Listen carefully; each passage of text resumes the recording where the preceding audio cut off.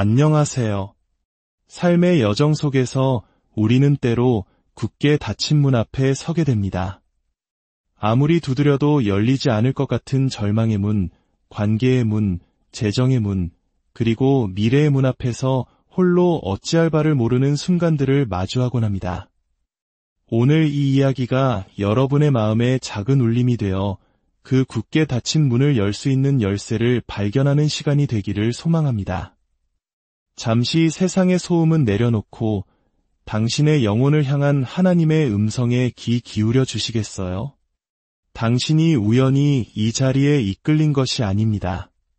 하나님께서 당신의 삶에 새로운 문을 열어주기 위해 바로 오늘 당신을 이곳으로 부르셨기 때문입니다.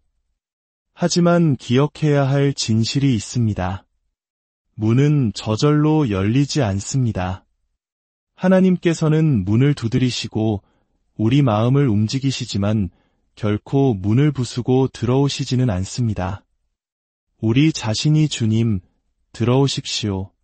제 삶의 문, 제 마음과 가정, 재정, 그리고 미래의 문을 열어주십시오라고 고백하며 손잡이를 돌려야 합니다.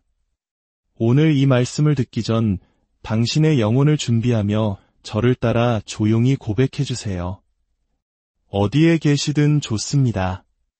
주님, 문을 열어주소서. 하나님의 완전한 역사와 완성을 의미하는 숫자 777을 마음에 새기며 선포하십시오. 하나님, 이제 당신께서 제 삶의 문을 여실 준비가 되었습니다. 지금부터 이야기가 끝날 때까지 저와 함께 하신다면 저는 하나님의 말씀을 의지하여 약속드립니다. 당신의 삶에 놀라운 변화와 초자연적인 돌파가 일어날 것입니다. 어떤 분들은 포기 직전에 서 있을지 모릅니다. 겉으로는 웃고 있지만 밤이 되면 누구에게도 말 못할 눈물을 흘리는 분들도 계실 겁니다. 너무나 오랫동안 잠겨 있었던 치유의 문, 평안의 문, 기회의 문, 그리고 회복의 문을 안고 힘겨워하고 계셨을지 모릅니다. 오늘 당신이 그 문을 열기만 한다면 주님께서는 문 반대편에서 당신의 삶으로 걸어 들어오실 준비를 하고 서 계십니다. 그러니 떠나지 마십시오. 포기하지 마십시오. 하나님께서 당신을 위해 보내신 말씀을 외면할 때마다 당신의 축복은 지연됩니다. 그러나 당신이 귀를 기울이고 마음을 들일 때 하나님은 그 믿음을 귀하게 여기십니다. 사탄은 우리가 분주하기를 원합니다. 이리저리 채널을 돌리고 의미 없는 정보의 홍수 속에서 길을 잃게 만듭니다. 우리가 단 몇 분이라도 하나님께 집중하면 그 짧은 시간이 기적의 불씨가 될 수 있다는 것을 알기 때문입니다. 하나님의 영에 의지하여 분명히 말씀드립니다. 이 메시지를 듣는 동안 어떤 분들은 묶여있던 사슬이 끊어지는 것을 경험할 것입니다. 어떤 분들은 가정의 홍수와 같은 평화가 밀려오는 것을 느낄 것입니다. 또 어떤 분들은 우울과 두려움, 혼란에서 걸어나와 명료함과 용기, 그리고 힘을 얻게 될 것입니다. 그러니 끝까지 함께해 주십시오. 당신이 이 말씀을 중간에 끊는다면 그것은 하나님께서 당신을 위해 준비하신 기적을 스스로 잘라내는 것과 같습니다. 이 말씀이 여러분에게 위로가 되었다면 좋아요를 눌러 더 많은 영혼에게 이 은혜가 흘러가도록 도와주세요. 구독을 통해 우리는 믿음의 여정을 함께 걷는 영적 가족이 될 수 있습니다. 여러분이 이 말씀을 나누는 작은 행동 하나하나가 믿음의 씨앗이 되어 하나님께서 보고 기뻐하시는 열매를 맺게 될 것입니다. 이것은 단순한 영상이나 오디오가 아닙니다. 이것은 하나님과의 만남이며 당신을 위한 약속의 시간입니다. 지금 하나님께서 당신의 마음 문을 두드리고 계십니다. 그 소리가 들리십니까? 요한계시록 3장 20절의 말씀입니다. 볼지어다 내가 문 밖에 서서 두드리노니 누구든지 내 음성을 듣고 문을 열면 내가 그에게로 들어가 그와 더불어 먹고 그는 나와 더불어 먹으리라. 사랑하는 친구여, 준비되셨습니까? 우리 여정의 끝에서 당신은 단지 문에 대해 듣는 것이 아니라 당신 앞에서 활짝 열리는 문들을 보게 될 것입니다. 축복을 위해 기도만 하는 것이 아니라 축복이 흘러넘치는 것을 느끼게 될 것입니다. 자유에 대해 말만 하는 것이 아니라 진정한 자유를 맛보게 될 것입니다. 다시 한번 저와 함께 고백합시다. 주님, 문을 열어주소서. 이제 하나님께서 당신에게 열라고 부르시는 첫 번째 문, 바로 믿음의 문으로 함께 들어가 보겠습니다. 당신 삶의 모든 문은 바로 이 믿음의 문에서 시작됩니다. 믿음의 문을 열지 않고는 치유의 문을 열 수 없습니다. 믿음의 문을 열지 않고는 공급의 문을 열 수 없습니다. 평안, 회복, 기쁨의 문 역시 마찬가지입니다. 하나님이 말씀하신 그대로의 분이심을 먼저 믿지 않고는 그 어떤 문도 열리지 않습니다. 솔직한 질문을 하나 드려보겠습니다. 여러분 중 얼마나 많은 분들이 무언가를 위해 기도하고 울부짖고 간절히 매달리면서도 마음 깊은 곳에서는 정말 하나님이 이루어 주실까 하는 의심을 품고 계십니까? 이것은 정죄가 아닙니다. 우리의 현실입니다. 우리는 인간이기에 의심과 씨름하고 두려움과 싸웁니다. 하지만 히브리서 11장 6절은 우리에게 이렇게 말합니다. 믿음이 없이는 하나님을 기쁘시게 하지 못하나니 하나님께 나아가는 자는 반드시 그가 계신 것과 또한 그가 자기를 찾는 자들에게 상 주시는 이심을 믿어야 할지니라. 문을 여는 첫 번째 단계는 당신의 노력이나 행위, 당신의 완벽함이 아닙니다. 바로 당신의 믿음입니다. 믿음은 잠금장치를 푸는 열쇠입니다. 마태복음 14장의 이야기로 가보겠습니다. 베드로는 예수님께서 물 위를 걸어오시는 것을 봅니다. 그리고 말합니다. 주님, 만일 주님이시거든 나를 명하사 물 위로 오라 하소서. 예수님께서는 단 한마디 오라고 하십니다. 그 순간 베드로는 배 밖으로 발을 내디뎠습니다. 불가능이 가능으로 바뀌는 순간이었습니다. 사람이 물 위를 걸었습니다. 왜일까요? 그가 믿음의 문을 열었기 때문입니다. 하지만 베드로가 예수님의 말씀이 아닌 거친 파도를 바라본 순간, 그의 초점이 약속에서 문제로 옮겨간 순간 그는 물에 빠지기 시작했습니다. 이것이 바로 우리의 모습과 같지 않습니까? 하나님께서 우리를 부르시고 비전을 주시고 약속을 주십니다. 잠시 동안 우리는 믿고 발을 내딛습니다. 하지만 인생의 폭풍이 몰아칩니다. 빚은 쌓이고 사람들은 우리를 배신하고 두려움이 스며듭니다. 그리고 우리는 가라앉기 시작합니다. 그러나 저는 성경의 다음 구절을 사랑합니다. 예수께서 즉시 손을 내밀어 그를 붙잡으심에 베드로가 정신을 차린 후가 아니었습니다.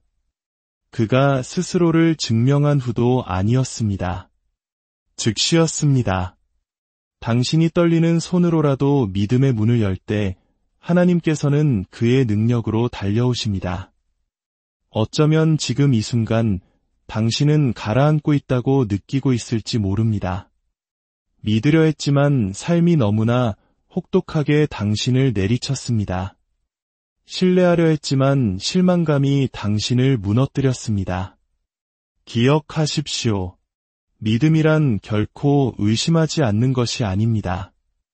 믿음은 의심의 한가운데에서도 믿기로 선택하는 것입니다. 주님, 제가 믿나이다. 저의 믿음 없는 것을 도와주소서라고 기도할 수 있습니다. 이 단순한 기도가 하나님께서 일하실 문을 엽니다. 당신의 믿음은 완벽할 필요가 없습니다. 그저 진실하기만 하면 됩니다. 예수님께서는 겨자씨 한 알만 한 믿음이 있다면 산을 옮길 수 있다고 말씀하셨습니다. 겨자씨가 얼마나 작은지 아십니까? 손바닥에 올려놓으면 거의 보이지 않을 정도로 작습니다. 하지만 예수님께서는 그것으로 충분하다. 내게 필요한 것은 그것뿐이다. 라고 말씀하십니다. 그러므로 당신에게 남은 것이 속삭임뿐인 믿음일지라도 하나님, 저는 여전히 당신을 신뢰합니다. 라고 기도할 수만 있다면 그것만으로도 지금 당장 문을 열기에 충분합니다. 마음속으로 혹은 조용히 입술로 고백해보세요. 나의 믿음이 나의 열쇠입니다. 듣기만 하지 말고 선포하십시오. 당신이 고백할 때마다 당신의 믿음은 영적 세계에 선포됩니다. 말기 암 진단을 받은 한 여성의 이야기를 들은 적이 있습니다. 의사들은 아무런 희망도 주지 않았습니다. 하지만 그녀는 두려움 속에 마음을 가두는 대신 믿음의 문을 열기로 결심했습니다. 그녀는 벽에 성경 구절을 적어붙였고 매일 아침과 저녁으로 기도했습니다. 그녀는 자신의 치유뿐만 아니라 고통 속에서도 하나님을 신뢰할 힘을 주심에 감사했습니다. 몇 달 후 검진을 받으러 갔을 때 의사들은 경악했습니다. 병이 사라진 것이었습니다. 의사들은 어찌된 영문인지 몰랐지만 그녀는 알고 있었습니다. 내가 믿음의 문을 열었을 때 주님께서 치유의 문을 여셨습니다. 물론 당신의 기적이 그녀와 똑같은 모습은 아닐 수 있습니다. 당신의 치유는 약을 통해 올 수도 있고 당신의 공급은 직장을 통해 올 수도 있습니다. 당신의 돌파구는 전혀 예상치 못한 문을 통해 찾아올 수도 있습니다. 하지만 이것만은 분명히 기억하십시오. 모든 문은 언제나 믿음으로 시작됩니다. 이제 당신에게 도전합니다. 당신이 두려움 속에서 바라보고 있는 잠긴 문은 무엇입니까? 결혼 생활의 문입니까? 재정의 문입니까? 미래의 문입니까? 이제 그 자물쇠에 집중하는 대신 당신의 열쇠인 믿음을 들어 올리십시오.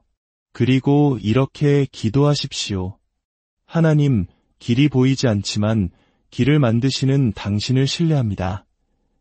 당신이 두려움 대신 믿음을 선택할 때마다 당신은 하나님께서 당신의 삶에 들어오실 문을 여는 것입니다. 이제 잠시 눈을 감고 이 기도를 속삭여주세요. 주님, 믿음의 문을 엽니다. 들어오셔서 제 삶을 다스리시고 인도하여 주소서. 바로 그것이 모든 변화의 시작입니다. 믿음의 문을 열었다면 이제 한 걸음 더 깊이 들어가 보겠습니다. 믿음이 문을 여는 열쇠라면 내려놓음은 그 문을 계속 열어두는 힘이기 때문입니다. 우리 중 많은 이들이 하나님을 믿고 구원을 신뢰하며 축복을 위해 기도합니다. 하지만 우리는 종종 하나님의 뜻이 나의 뜻과 일치할 때만 그분의 뜻을 원합니다. 주님, 문을 열어주세요. 라고 말하면서도 어떤 문을, 어떻게, 그리고 언제 열지는 우리가 통제하고 싶어 합니다. 하지만 진정한 내려놓음, 즉 순복은 열쇠를 주님께 넘겨드리는 것을 의미합니다. 주님, 나의 뜻이 아니라 당신의 뜻이 이루어지이다. 라고 고백하는 것입니다. 겟세마네 동산에서의 예수님을 생각해 보십시오. 십자가를 지시기 전날 밤 예수님은 무릎을 꿇고 핏방울 같은 땀을 흘리셨습니다. 다가올 고난의 무게에 짓눌려 기도하십니다. 아버지여, 만일 아버지의 뜻이거든 이 잔을 내게서 옮기시옵소서. 그러나 내 원대로 마시옵고 아버지의 원대로 되기를 원하나이다. 이것이 바로 내려놓음입니다. 천사들을 불러 모을 권능이 있으셨던 하나님의 아들께서 자신의 뜻을 내려놓고 아버지의 뜻에 복종하기를 선택하셨습니다. 그분의 순복으로 인해 모든 인류를 위한 구원의 문이 열렸습니다. 우리의 육신은 내려놓음을 싫어합니다. 통제하고 싶어하고 보장을 원하며 첫걸음을 떼기 전에 계획의 모든 단계를 알고 싶어합니다. 하지만 내려놓음이 없는 믿음은 연약합니다. 당신이 통제할 수 있을 때만 믿는다면 그것이 무슨 소용이 있겠습니까? 진정한 믿음은 하나님, 이해할 수 없을 때에도 당신을 신뢰합니다. 마음이 아플 때에도 당신을 신뢰합니다. 제가 기도했던 결과가 아닐지라도 당신을 신뢰합니다. 라고 말하는 것입니다. 바로 그 내려놓음이 통제하려는 노력으로는 결코 열 수 없었던 문들을 엽니다. 지금 잠시 멈춰 마음속으로 고백해보세요. 주님, 모든 것을 내려놓습니다. 이 고백을 할 때 묶여있던 사슬이 끊어지고 무거운 짐이 가벼워지며 두려움은 힘을 잃습니다. 창세기 22장의 아브라함을 기억하십시오. 하나님께서는 그가 그토록 오래 기다리고 기도하고 믿었던 약속의 아들 이삭을 바치라고 말씀하셨습니다. 그럼에도 아브라함은 순복했습니다. 그는 산을 올랐고 이삭을 제단에 눕혔으며 칼을 들어 올렸습니다. 바로 그 순간 하나님께서 개입하셔서 덤불에 걸린 순양을 예비하셨습니다. 아브라함이 약속을 내려놓았을 때 하나님께서는 그것을 몇 배로 돌려주셨습니다. 내려놓음은 결코 상실로 이어지지 않습니다. 더 큰 축복으로 이어집니다. 어쩌면 하나님께서 오늘 당신에게 무언가를 내려놓으라고 요구하고 계실지 모릅니다. 그것은 당신을 하나님으로부터 멀어지게 하는 관계일 수도 있고, 겉보기에는 좋아 보이지만 그분의 부르심과 맞지 않는 직업일 수도 있습니다. 아니면 당신의 시간 계획일 수도 있습니다. 우리는 종종 하나님을 위한 스케줄을 짭니다. 이 나이까지는 결혼하고, 이 해까지는 성공하고, 이때까지는 기적을 보게 해주세요. 하지만 하나님의 계획이 다르다면 어떨까요? 그분의 시간표가 지연이 아니라 거룩한 준비 과정이라면 어떨까요? 내려놓음은 당신이 지는 것을 의미하지 않습니다. 당신이 얻는 것을 의미합니다. 당신의 제한된 계획을 그분의 무한한 계획과 맞바꾸는 것입니다. 당신의 부서진 꿈을 그분의 완벽한 운명과 당신의 약점을 그분의 강함과 맞바꾸는 것입니다. 잠언 3장 5-6절은 말합니다. 너는 마음을 다하여 여호와를 신뢰하고 내 명철을 의지하지 말라. 너는 범사의 그를 인정하라. 그리하면 내 길을 지도하시리라. 여기서 인정하라는 말은 내려놓고 양보하고 맡기는 것을 의미합니다. 그럴 때 성경은 그가 당신의 길을 지도하실 것이라고 약속합니다. 이제 다시 한번 당신에게 도전합니다. 하나님께서 당신에게 내려놓으라고 하시는 것은 무엇입니까? 당신의 교만입니까? 두려움입니까? 통제하려는 집착입니까? 아니면 용서하지 못하는 마음입니까? 기억하십시오. 더 세게 붙잡을수록 더 많이 잃게 됩니다. 하지만 더 많이 놓아줄수록 더 많이 받게 됩니다. 믿음의 문을 열었고 내려놓음으로 그 문을 열어두기로 선택했습니다. 하지만 또 다른 단계, 많은 사람들이 통과하기 어려워하는 문이 있습니다. 바로 순종의 문입니다. 믿음은 믿는 것이고 내려놓음은 맡기는 것이지만 순종은 행동하는 것입니다. 순종은 믿음의 움직임이며 내려놓음의 증거입니다. 순종이 없다면 믿음은 이론에 불과하고 내려놓음은 말뿐입니다. 야고보서 1장 22절은 말합니다. 너희는 말씀을 행하는 자가 되고 듣기만 하여 자신을 속이는 자가 되지 말라. 또한 야고보서 2장 26절은 우리에게 행함이 없는 믿음은 죽은 것이니라고 말합니다. 즉, 하나님을 신뢰한다고 말하면서 그분의 말씀에 따라 행동하지 않는다면 당신의 믿음은 생명이 없는 것입니다. 순종은 믿음을 살아있게 하는 산소와 같습니다. 열왕기하 5장의 나아만 장군을 보십시오. 그는 강력한 사람이었지만 나병 환자였습니다.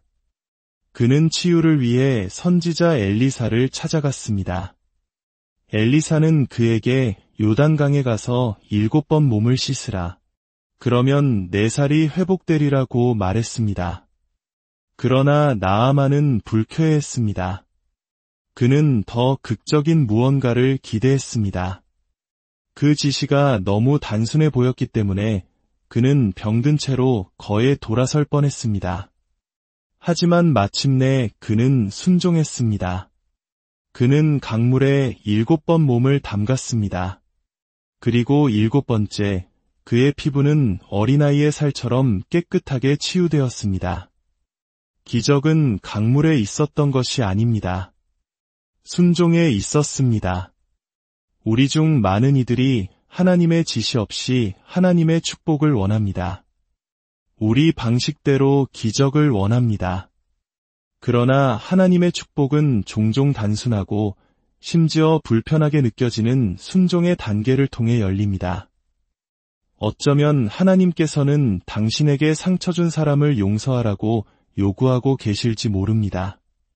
재정이 빠듯하게 느껴질 때에도 11조를 드리라고 요구하실 수도 있습니다. 해로운 관계를 끊어내라고 요구하실 수도 있습니다. 더 꾸준히 기도하거나 교회에서 섬기거나 직장에서 담대히 그분에 대해 이야기하라고 하실 수도 있습니다. 그것이 작게 느껴지거나 비논리적으로 느껴질 수도 있습니다. 그러나 순종은 초자연적인 돌파의 문을 엽니다. 하나님의 지시가 아무리 작고 어렵게 느껴지더라도 예라고 대답할 준비가 되셨다면 마음속으로 외쳐보세요. 주님, 당신이 하나님께 드리는 모든 예는 당신의 삶에 새로운 문을 여는 열쇠입니다. 수년 동안 재정적 안정을 위해 기도해온 한 남자를 만난 적이 있습니다. 그는 열심히 일했지만 빚은 그를 계속 따라다녔습니다. 마침내 그는 하나님께서 그의 마음에 말씀하시는 것을 느꼈습니다. 11조에 충실하라. 내 재정에서 나를 첫자리에 두어라. 처음에는 말이 되지 않았습니다. 이미 부족한데 어떻게 드리는 것이 도움이 될 수 있겠습니까?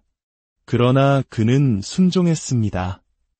빠듯할 때조차도 매달 그는 드렸습니다. 시간이 지나자 문들이 열렸습니다. 예상치 못한 기회, 승진, 그리고 축복이 쏟아졌습니다. 그는 나중에 이렇게 말했습니다. 변화는 제 수입이 늘었을 때 일어난 것이 아닙니다.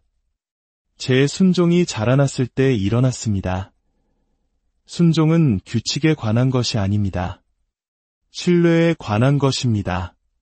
하나님, 당신의 길이 제 길보다 높음을 믿습니다. 이해하지 못할 때에도 따르겠습니다. 라고 말하는 것입니다. 여호수아와 여리고 성벽을 생각해 보십시오.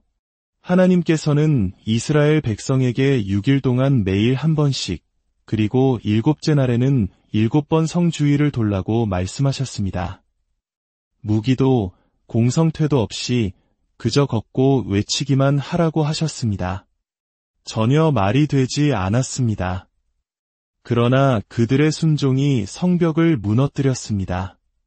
만약 그들이 6일째의 행진을 멈췄다면 그들은 기적을 놓쳤을 것입니다. 때때로 당신의 순종은 반복적이고 평범하며 심지어 어리석게 느껴질 수 있습니다. 그러나 돌파구는 당신의 꾸준함 저편에서 기다리고 있습니다. 믿음의 문을 열었고 내려놓음으로 그 문을 열어두었으며 순종으로 앞으로 나아갔습니다. 하지만 이 모든 것을 했는데도 아무것도 변하지 않는 것처럼 보일 때는 어떻게 해야 할까요? 기도에도 응답이 오지 않을 때, 순종에도 돌파구가 즉시 나타나지 않을 때, 믿어도 상황이 여전히 그대로일 때 말입니다. 그때가 바로 인내의 문을 열어야 할 때입니다.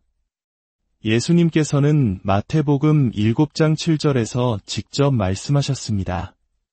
구하라 그리하면 너희에게 주실 것이요 찾으라 그리하면 찾아낼 것이요 문을 두드리라 그리하면 너희에게 열릴 것이니 이 진행 과정을 주목하십시오.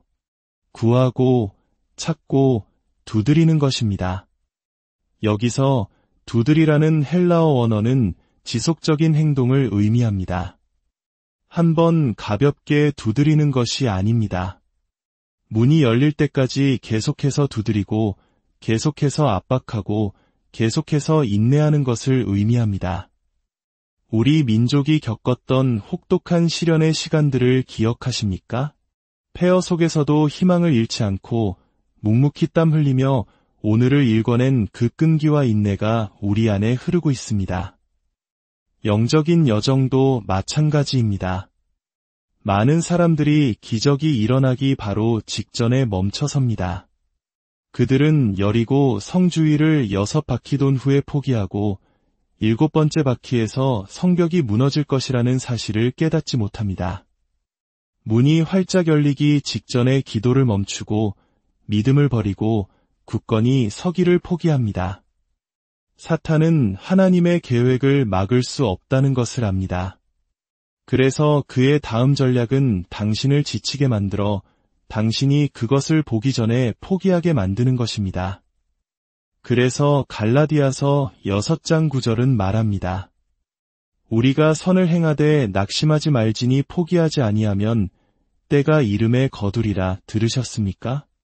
포기하지 아니하면 거둔다고 했습니다. 지금 포기하지 않기로 선택했다면 마음속으로 선포하십시오. 나는 포기하지 않는다. 당신의 상황을 향해, 당신의 가정을 향해, 당신의 건강을 향해 선포하십시오. 당신의 인내는 사탄을 향한 선언입니다. 너는 나를 무너뜨릴 수 없다. 나는 문이 열리는 것을 볼 때까지 서 있을 것이다. 누가복음 18장에서 예수님께서는 끈질긴 과부의 비유를 말씀하셨습니다. 그녀는 불의한 재판관에게 계속해서 정의를 간청했습니다. 처음에는 그가 거절했습니다. 그러나 그녀가 계속해서 찾아오고 압박하고 인내했기 때문에 그는 마침내 그녀의 요청을 들어주었습니다. 그리고 예수님께서는 말씀하셨습니다. 하물며 하나님께서 그 밤낮 부르짖는 택하신 자들의 원한을 풀어주지 아니하시겠느냐. 내가 너희에게 이르노니 속히 그 원한을 풀어주시리라. 이 교훈은 하나님께서 인내를 귀하게 여기신다는 것입니다. 어떤 어머니는 20년 넘게 아들의 구원을 위해 기도했습니다. 해가 갈수록 상황은 더 나빠지는 것처럼 보였고 아들은 더 깊은 죄와 반항 속으로 빠져들었습니다. 그러나 그녀는 포기하기를 거부했습니다. 그녀는 인내했습니다.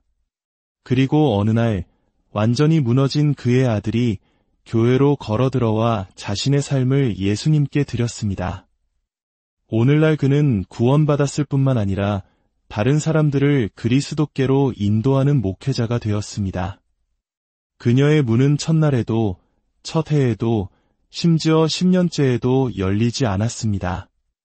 그러나 그녀의 인내는 하늘이 움직일 때까지 계속 문을 두드렸습니다. 인내는 상황만 바꾸는 것이 아니라 당신을 바꿉니다. 그것은 당신의 영혼을 강하게 하고 당신의 믿음이 즉각적인 만족에 의존하는 것이 아니라 하나님의 영원한 선하심에 달려있음을 증명합니다. 로마서 5장 3대 4절은 말합니다. 이는 환난은 인내를, 인내는 연단을, 연단은 소망을 이루는 줄 알미로다. 보이십니까? 인내는 연단을 낳고 연단은 소망을 낳습니다.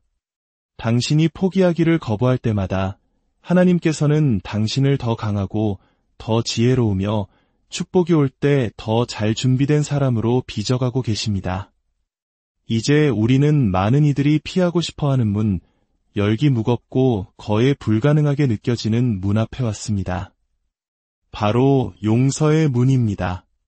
분명히 말씀드립니다.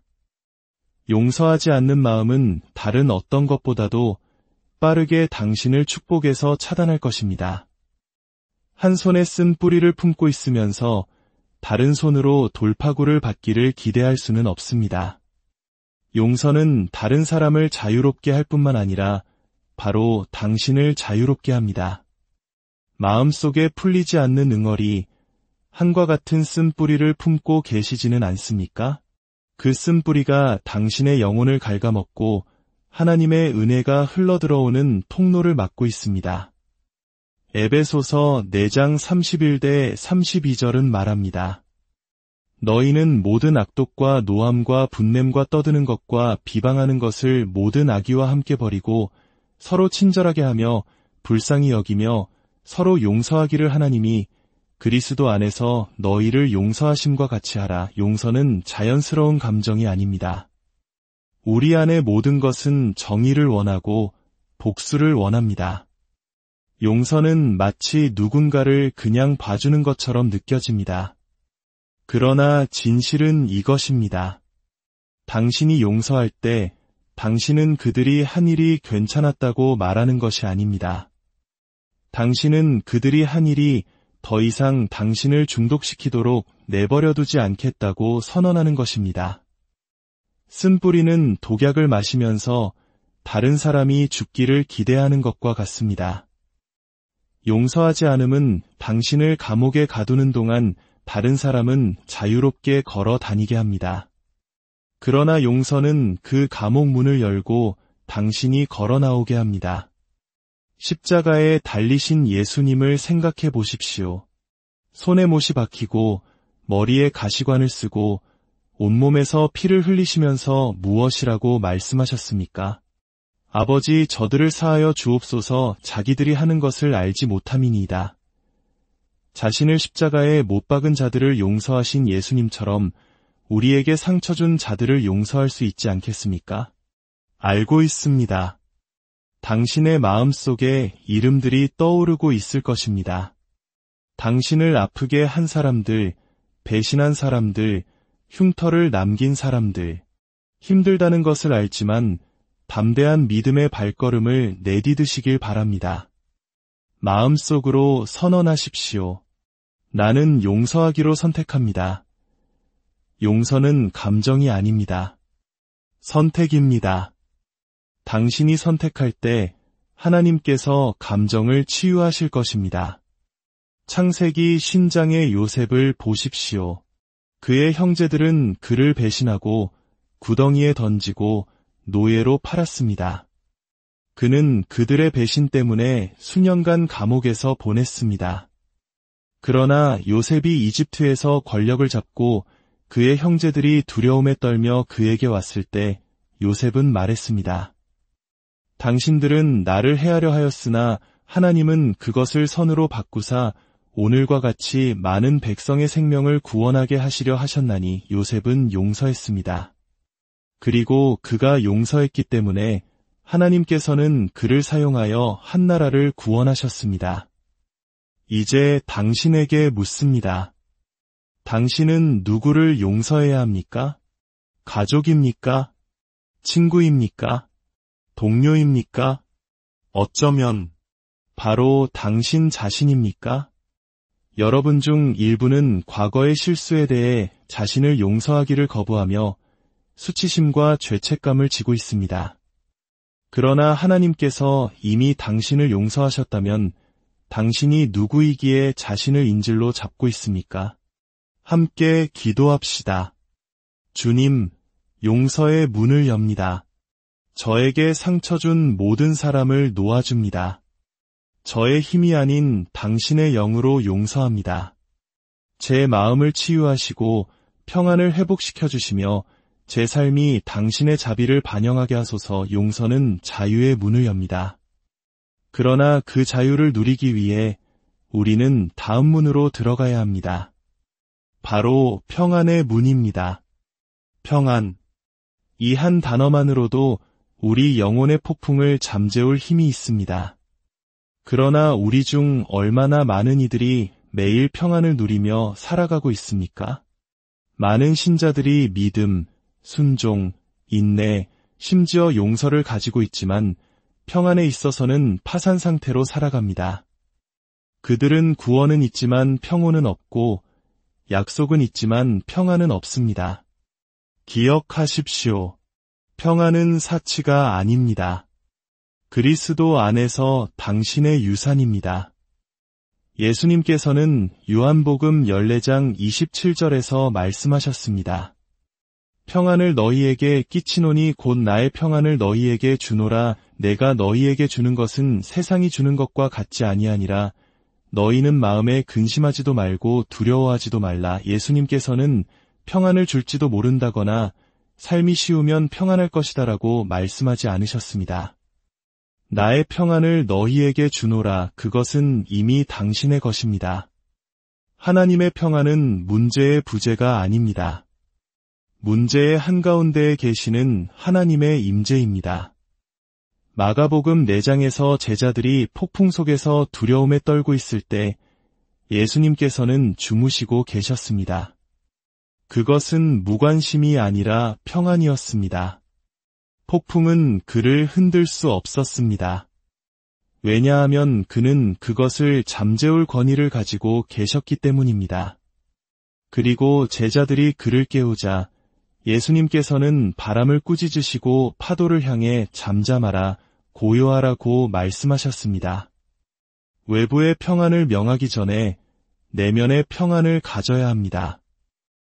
오늘 우리 중 얼마나 많은 이들이 제자들처럼 불안하고 초조해하며 압도당하고 있습니까? 빌립보서 4장 6대 7절은 우리에게 해독제를 줍니다.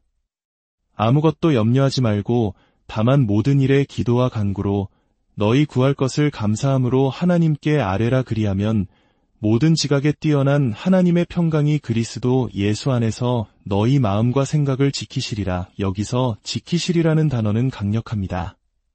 하나님의 평안이 군인처럼 당신의 마음과 생각을 지키는 방패 역할을 하여 두려움, 걱정, 절망이 들어오지 못하게 막는다는 의미입니다.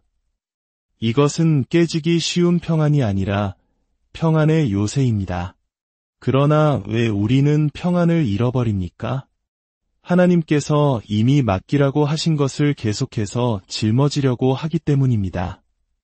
베드로전서 5장 7절은 말합니다.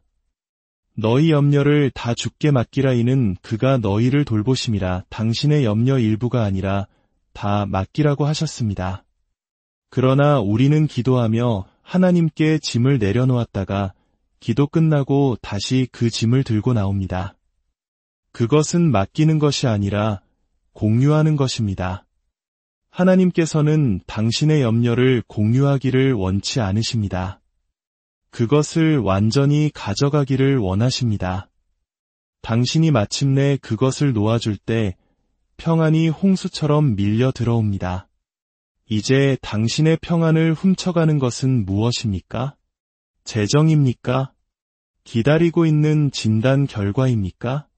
내일의 불확실성입니까? 그것이 무엇이든 믿음으로 선포하십시오. 그리스도 안에서 평안은 나의 것입니다. 평안은 얻는 것이 아니라 받는 것입니다. 그것은 당신의 목이며 당신의 유산이며 평강의 왕으로부터 온 선물입니다. 당신이 평안으로 견고해지고 당신의 영혼이 고요해질 때 하나님께서는 당신의 과제를 드러내실 수 있습니다. 평안은 당신을 소명의 문으로 이끕니다. 당신은 그저 살아남기 위해 구원받은 것이 아닙니다. 당신은 섬기고 영향을 미치고 운명을 성취하기 위해 구원받았습니다.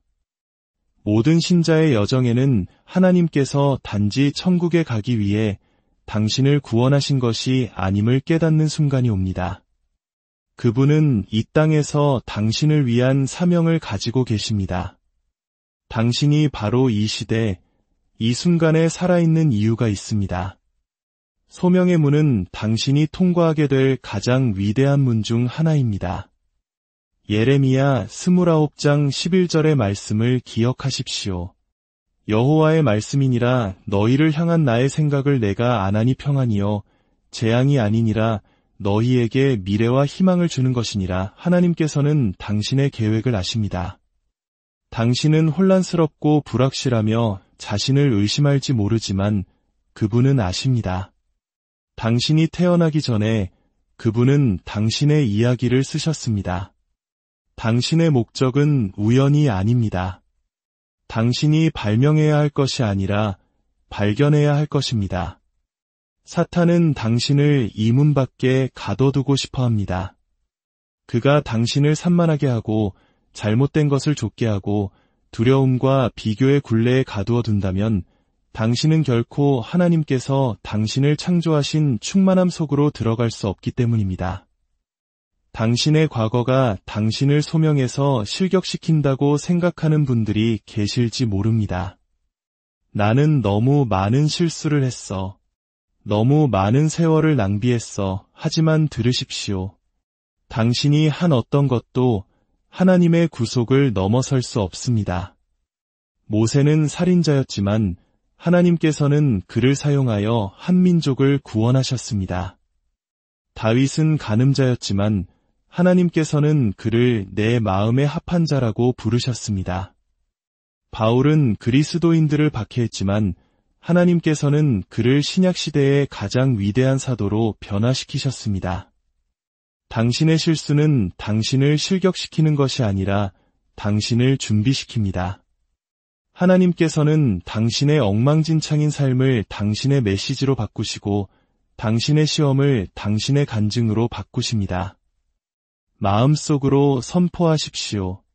나는 소명을 위해 만들어졌다. 당신의 가치를, 당신의 부르심을, 당신의 운명을 의심해왔다면 오늘이 바로 문을 활짝 열고 주님, 아직 모든 것을 보지는 못하지만 당신을 신뢰합니다. 저의 소명을 보여주소서라고 말하는 날입니다. 하나님께서 주신 소명으로 발걸음을 내디딜 때 한 가지는 보장됩니다.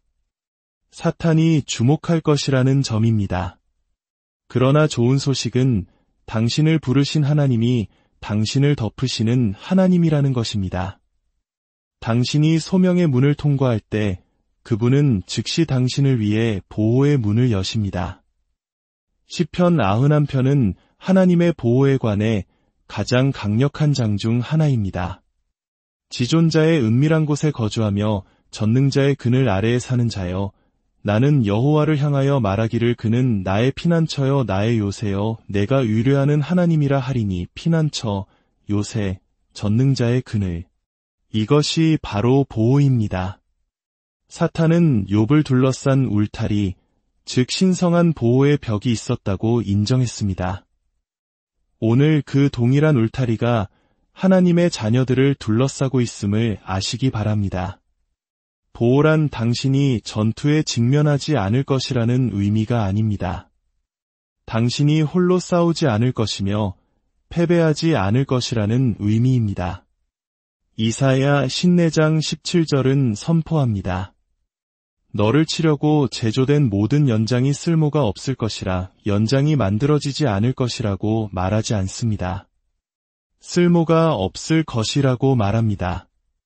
불이 타지 않을 것이라고 말하지 않습니다. 당신이 그 가운데로 걸어갈 때 타지 않을 것이라고 말합니다. 물이 솟아오르지 않을 것이라고 말하지 않습니다. 당신이 그 가운데를 지날 때 휩쓸리지 않을 것이라고 말합니다.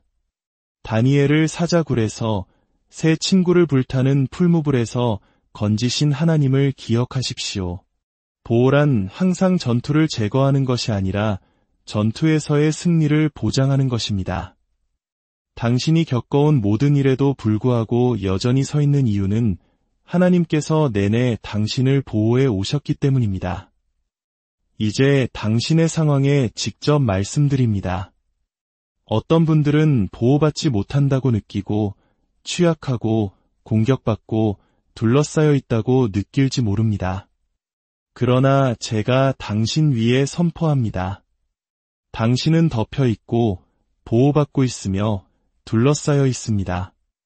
원수가 홍수처럼 밀려올지라도 여호와의 영이 그를 대적하여 기치를 드실 것입니다.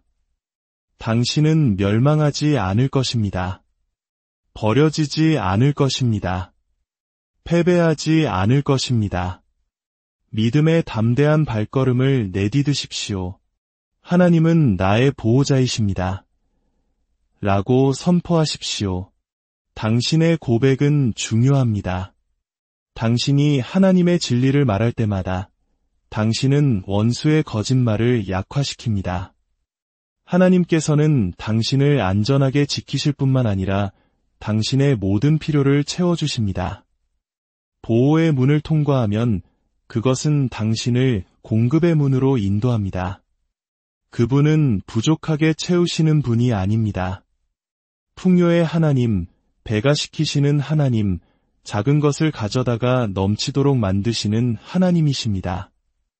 광야에서 40년 동안 이스라엘 백성을 먹이시고 입히신 하나님을 기억하십시오. 빌립보서 4장 19절은 말합니다. 나의 하나님이 그리스도 예수 안에서 영광 가운데 그 풍성한 대로 너희 모든 쓸 것을 채우시리라. 당신의 모든 필요입니다. 재정적, 물질적 필요뿐만 아니라 정서적, 영적, 관계적 필요까지도 말입니다. 공급은 종종 당신이 이미 가지고 있는 것을 그분께 신뢰하며 드릴 때 찾아옵니다. 오병이어를 드린 소년을 기억하십시오. 그가 가진 작은 도시락이 예수님의 손에 놓였을 때 그것은 배가 되어 5,000명을 먹이고도 12광주리가 남았습니다. 당신이 가진 작은 것을 기꺼이 내어드릴 때 하나님께서는 그것을 넘치도록 바꾸십니다. 하나님은 여전히 동일한 공급자이십니다. 그분은 여호와 이레, 즉 여호와께서 준비하시리라는 분이십니다. 그것이 그분의 이름이며 본성이며 당신을 향한 언약입니다. 그러나 공급은 단지 개인적인 축복에 관한 것이 아닙니다. 하나님 나라의 영향력에 관한 것입니다. 하나님께서 당신이 쌓아두도록 공급하시는 것이 아닙니다. 당신이 흘려보내도록 공급하십니다. 당신이 축복의 통로가 될 때 하나님의 공급은 끝없이 흐릅니다. 소명은 공급을 이끕니다. 내일을 걱정하고 재정 문제로 잠 못 이루는 것을 멈추십시오. 대신 순종에 집중하고 당신의 부르심 안에서 걸어가십시오. 나머지는 하나님을 신뢰하십시오. 이제 우리는 여정의 마지막 문, 승리의 문 앞에 섰습니다. 믿음, 내려놓음, 순종, 인내, 용서, 평안, 소명, 보호, 그리고 공급. 이 모든 것은 이 순간을 위해 쌓아 올려진 것입니다. 하나님께서는 당신이 패배 속에서 살도록 설계하지 않으셨습니다. 그분은 당신이 극복하고 일어나고 예수 그리스도를 통해 승리 가운데 걷도록 창조하셨습니다. 사도 바울은 로마서 8장 37절에서 말했습니다. 그러나 이 모든 일에 우리를 사랑하시는 이로 말미암아 우리가 넉넉히 이기느니라. 이 모든 일이 끝난 후가 아닙니다. 이 모든 일 중에 이긴다고 했습니다. 승리는 폭풍을 피하는 것이 아니라 폭풍 속에서 이기는 것입니다. 너무나 많은 신자들이 승리자 대신 희생자처럼 살아갑니다. 그러나 승리의 문을 열 때 당신은 애쓰는 삶에서 벗어나 승리하는 삶을 살기 시작합니다. 내가 해낼 수 있을까? 라고 말하는 것을 멈추고 나는 이미 그리스도 안에서 이겼다 라고 선포하기 시작합니다. 기억하십시오. 싸움은 이미 이긴 싸움입니다. 십자가에서 예수님께서는 다 이루었다고 선포하셨습니다. 죄는 패배했고 무덤의 권세는 깨졌습니다. 마귀는 패배의 위치에서 당신과 싸우고 있습니다. 그는 이미 무장 해제되었고 짓밟혔으며 예수님의 발 아래 있습니다. 당신이 그리스도 안에 있다면 그리스도의 승리가 바로 당신의 승리입니다. 지금 어떤 싸움에 직면해 있습니까? 질병입니까? 두려움입니까? 재정적 어려움입니까? 그것이 무엇이든 패배의 렌즈가 아닌 승리의 렌즈를 통해 바라보기 시작하십시오. 예수님을 죽음에서 일으키신 그 하나님께서 당신 안에 살아계십니다. 당신은 무력하지 않습니다. 혼자가 아닙니다. 패배하지 않았습니다. 당신은 그리스도 안에서 승리자입니다. 지금 있는 그 자리에서 비록 연약하게 느껴질지라도 소리내어 선포하십시오. 승리는 예수님을 통해 나의 것입니다. 당신의 말에는 힘이 있습니다. 생명과 사망이 혀의 권세에 달렸습니다. 당신이 승리를 말할 때 당신은 자신을 하늘의 현실과 일치시키는 것입니다. 그리고 이 승리는 이생뿐만 아니라 영원합니다. 이생이 끝나도 우리는 이깁니다. 우리의 육신이 쇠하여도 우리는 영원히 삽니다. 원수가 마지막 말을 했다고 생각할 때 하나님께서는 아니다. 나의 자녀들은 영원히 승리한다. 라고 말씀하십니다.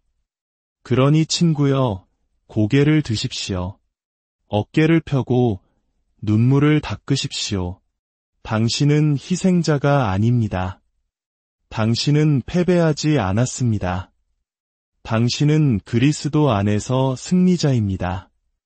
오늘 승리의 문을 통과하고 결코 뒤돌아보지 마십시오. 우리는 믿음, 내려놓음, 순종, 인내, 용서, 평안, 소명, 보호, 공급, 그리고 마침내 승리의 문을 통과하는 여정을 함께 했습니다.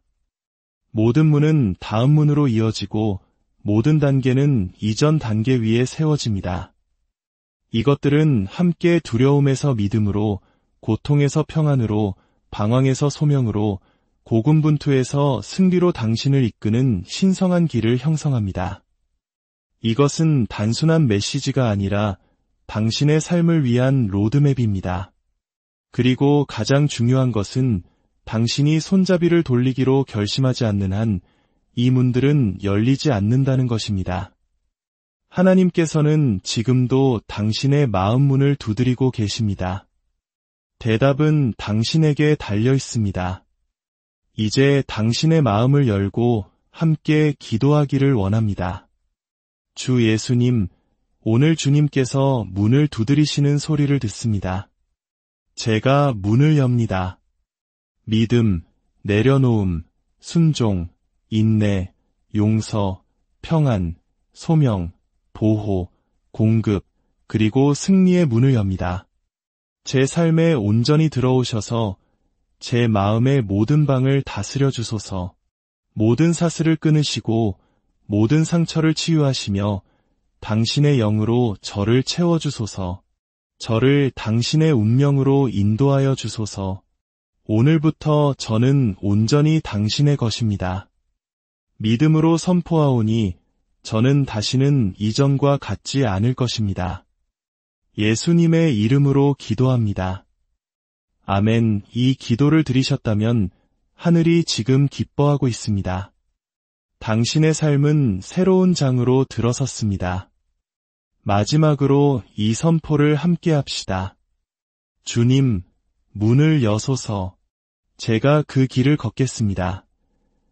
이것이 당신의 마음의 외침이 되게 하십시오. 문들이 열리고 기적이 움직이며 돌파구가 오고 승리는 당신의 것입니다. 여기서 멈추지 마십시오. 계속해서 문을 두드리고 믿고 여십시오. 당신의 이야기는 아직 끝나지 않았습니다. 최고의 장들은 아직 펼쳐지지 않았습니다. 이제 믿음 안에서 살고 소명 안에서 걸으며 평안 안에서 쉬고 공급 안에서 기뻐하며 보호 안에서 굳건히 서서 당신의 승리를 기념하십시오. 당신 안에서 선한 일을 시작하신 하나님께서 그것을 완성하실 것입니다. 문은 열렸습니다.